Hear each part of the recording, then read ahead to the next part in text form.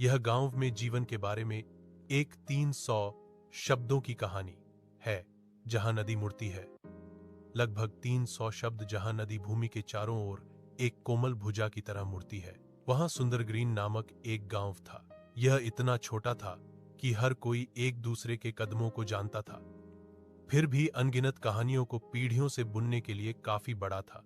हर सुबह गांव एक कोमल कोरस के साथ जागता था। बांस के पत्तों की सरसराहट, गायों को चरागाहों में ले जाते समय उनकी धीमी गुनगुनाहट और मछुआरों द्वारा जाल फेंकने की दूर की छपछपाहट।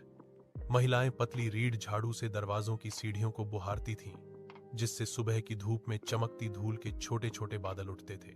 बच्चे स्कूल शुरू होने तक मुक्त मुर्गियों का पीछा करते थे या गेंदे के फूलों से घिरी संकरी पगडंडियों पर दौड़ लगाते थे। सुंदरग्रीन में जीवन एक स्थिर, बिना किसी जल्दबाजी की लय में चलता था। किसान शांत भक्ति के साथ अपने खेतों की देखभाल करते थे। आकाश को उसी तरह पढ़ते थे जैसे अन्य लोग अखबार पढ़ते हैं। पुरानी अम्मा तारा अपने घर के बाहर बैठकर टोकरियां बुन रही थी।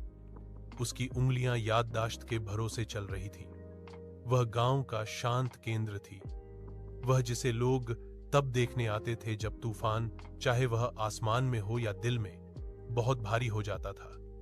हालांकि जीवन सरल था, लेकिन कभी भी चुनौती के बिना नहीं था। कुछ मौसमों में मानसून देर से आया, जिससे मिट्टी फट गई और प्यासी रह गई। अन्य वर्षों में नदी एक जिद्दी बल के साथ सूज गई, जो चावल के खेतों को निगलने की धमकी दे रही थी। लेकिन सुंदरग्रीन में कठिनाई कभी भी अकेले एक व्यक्ति द्वारा नहीं उठाई गई। जब छत गिरी तो पड़ोसी बांस के डंडे लेकर आए। जब एक परिवार की फसल